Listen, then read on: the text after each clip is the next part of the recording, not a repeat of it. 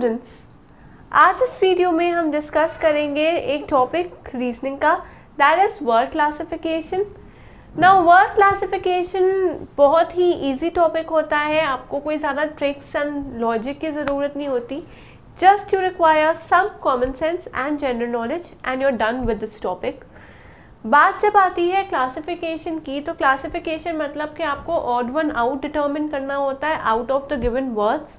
जैसे आपके पास 4-5 words given होंगे, उनमें से सारे वर्ड्स ऐसे होंगे एक को छोड़ के जो किसी पैटर्न को फॉलो कर रहे होंगे या इंटर रिलेटेड होंगे on the basis of some principle या रूल।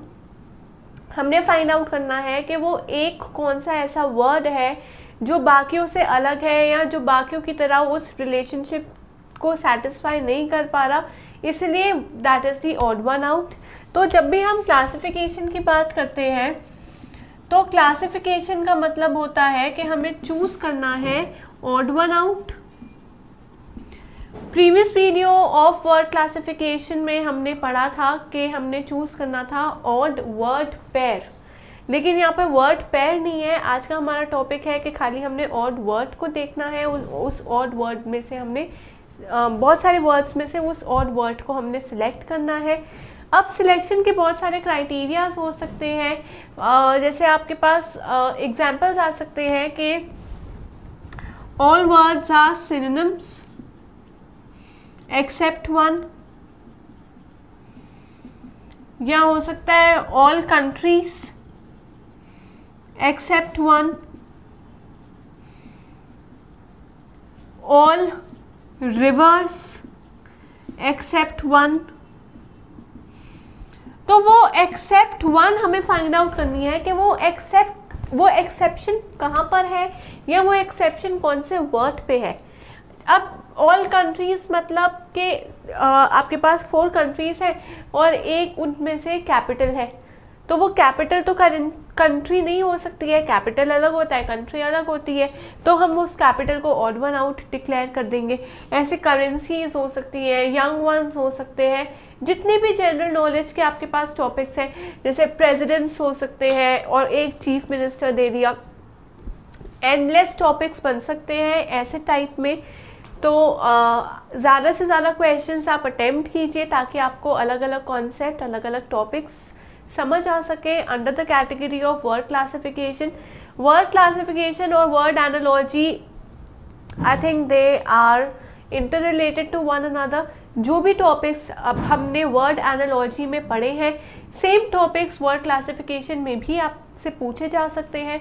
तो अगर आपने वर्ड एनालॉजी की वीडियोस अभी तक नहीं देखी है तो आप जाइए और सारी वीडियोस एक बार देखिए, ताकि आपको जो भी वहाँ पर कॉन्सेप्ट्स पढ़ाए गए हैं सेम कॉन्सेप्ट्स यहाँ पर भी समझ आ सकें।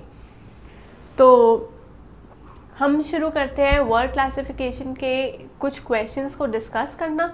बट उससे पहले अगर आपने रजिस्टर नहीं किया है @abhyasonline.in तो do register to the portal, क्योंकि रजिस्ट्रेशन के भी आपको अलग ही बेनिफिट्स मिलेंगे। आपके पास सैम्पल पेपर्स होंगे प्रोवाइडेड, जहाँ पर आप उन सैम्पल पेपर्स को अटेम्प्ट कर सकते हैं और आपके पास एक रिजल्ट की फॉर्म में प्रॉपर रिपोर्ट मिलेगी आपको, जहाँ पर आपके स्ट्रॉन्ग और वीक कॉन्सेप्ट्स के बारे में बताया जाएगा।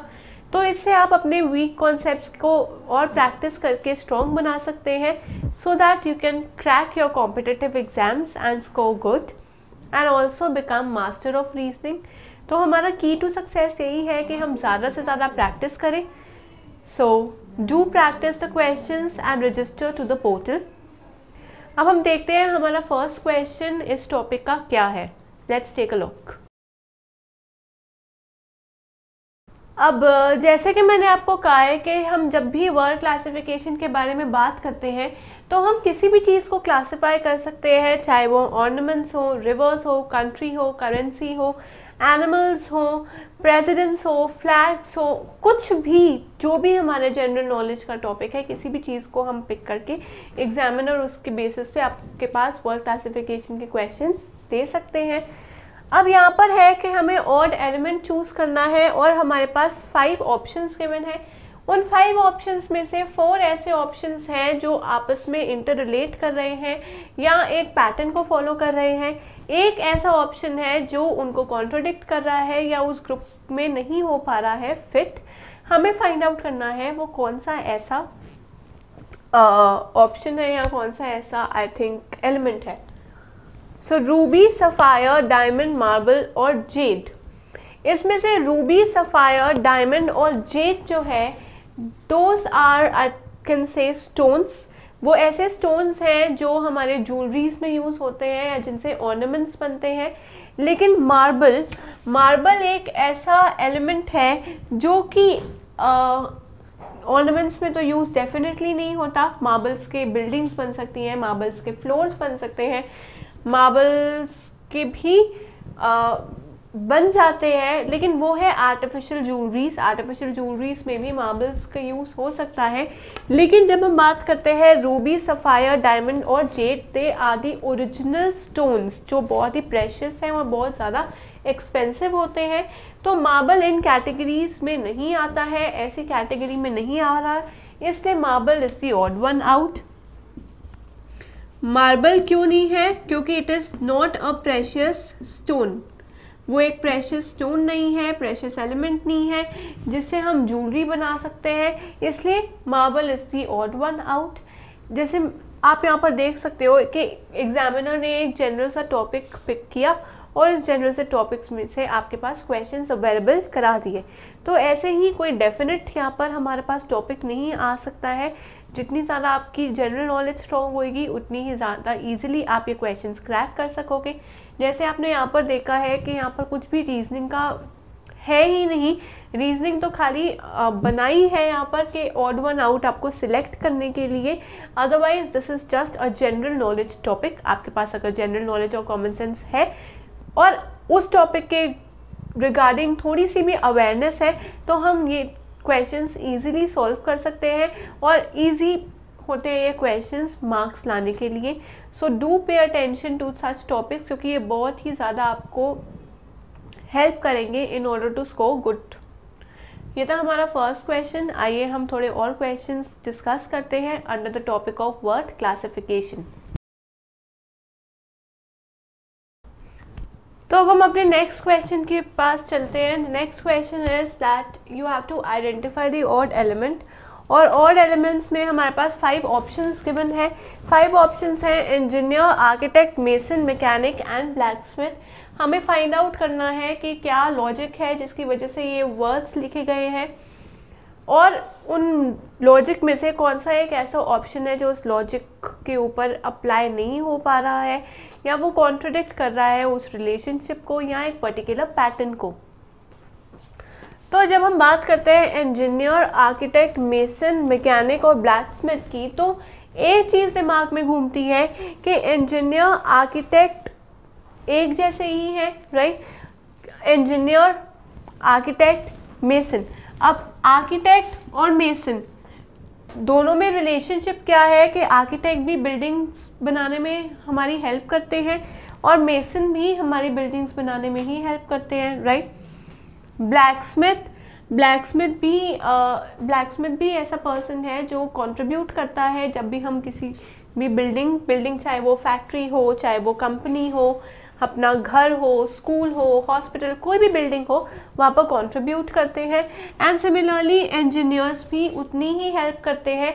फॉर एग्जांपल अगर सिविल इंजीनियर्स हैं तो सिविल इंजीनियर्स भी बिल्डिंग्स बनाने में हमारी हेल्प करते हैं क्योंकि उनको एंगल्स के बारे में और ज़्यादा डीप नॉलेज होती है रिगार्डिंग बिल्डिंग्स, राइट? और I can say regarding construction. लेकिन मैकेनिक का क्या रोल होता है? मैकेनाइज करना, राइट? मैकेनिक का हेल्प रोल होता है कि अगर कोई भी मैकेनिकल प्रॉब्लम्स आ रही हैं तो उनको सॉल्व करना। तो इसलिए मैकेनिकल प्रॉब्लम्स आ जाती है व्हीकल्स में, ट्रांसपोर्टेशंस के टाइम पे, तो ये बिल्डिंग से रिलेटेड नहीं है। लेकिन इंजीनियर, आर्किटेक्ट, मेसन और ब्लैकस्मिथ जो है वो somewhat they are related to buildings. वो बिल्डिंग्स बिल्ड करने में हमारी हेल्प करते हैं बट मैकेनिक नहीं करते। सो मैकेनिक आई से not related to buildings.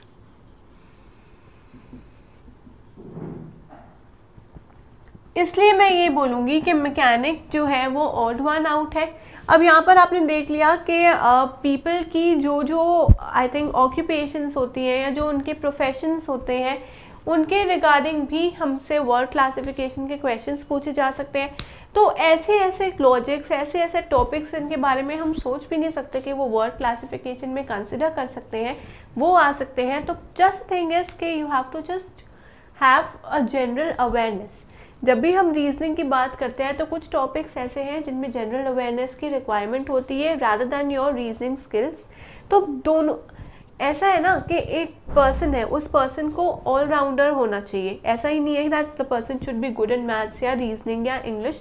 Allrounder, चाहे अबव एवरेज ना हो, ऑन एन एवरेज आपको इतनी तो जनरल नॉलेज होनी चाहिए इन टॉपिक्स के बारे में। तो ये topics along with word analogy के टॉपिक्स डेफिनेटली आपको हेल्प करेंगे under word classification. So do go and watch those videos as well.